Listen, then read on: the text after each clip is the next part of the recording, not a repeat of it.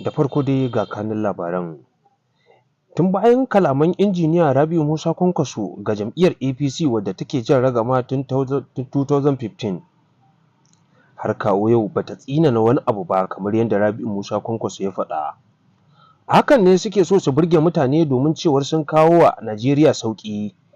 Ta nan ɓangaren kuma yanzu haka sun kawo suna ƙoƙarin ko sun ce za su kawo jirage aƙalla ƙasar 32 wanda ɗauke suke da abinci maƙare domin taimakawa Najeriya.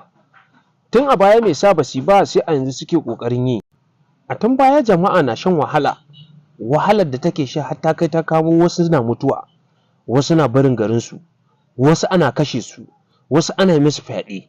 Duk abin ba su lura a kai ba sai da zaɓe yake ƙoƙarin karatowa za su ce za su kyautata a 'yan Najeriya. Wannan hakan barazana ce ga 'yan Najeriya wadda kamar yadda Rabi'u Musa Kwankwaso ya faɗa cewar 'yan Najeriya kusan irin takun da za a yi kuma duk talakan da ya zaɓi jam'iyyar APC to tabbacin cewar mahaukaci ne. Jam'iyyar APC ta jefa da yawancin al'ummar Najeriya cikin baƙin talauci kuma da cikin rashin matsuguni da kuma rashin tsaro. Kuma ba komai bane ke jawo haka, rashin mayar da kai hankali ne akan aikin da mutum aka ɗauke shi. Wato zaben da aka yi na ainihin Bola Ahmed Tinubu ana sa ran cewar zai kwatanta adalci, amma a yanzu kusan ana cewa shi ne ɗaya daga ciki mutumin da ainihin yake kawo talaka barazana a rayuwarsa. Domin duk kashe mutanen da ake yi ko a jikinsa kenan cewar da sa hannun wasu gwamnati kenan ake yi.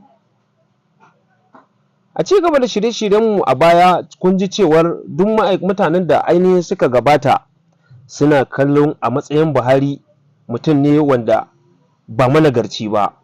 A lokacin zaɓensa da yawancin matasa ne suka zaɓe shi domin ganin cewar zai kawo canji a Najeriya.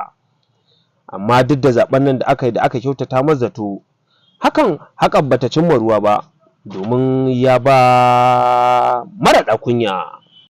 Buhari sai da ya kasa shigowa cikin al'umma a yankin Arewa, ta yadda ba yadda zai zo ya kalli idanuwansu ya ce ga abin da ya musu. A lokacin Buhari ba abin da aka tsinana wa Arewa face ci gaba da kashe al'umma. A lokacin Ahmad Bola Tinubu wanda ake ce ma Bola Tinubu, shi a lokacinsa shi ma ba a tsinana wa Arewa komai ba, sai a yanzu da lokacin zaɓe ya karato shi ne suke so su yi ƙoƙari domin cewa sun taimaka wa ainihin Arewa. Wannan cin amana ne da kuma cin zarafi.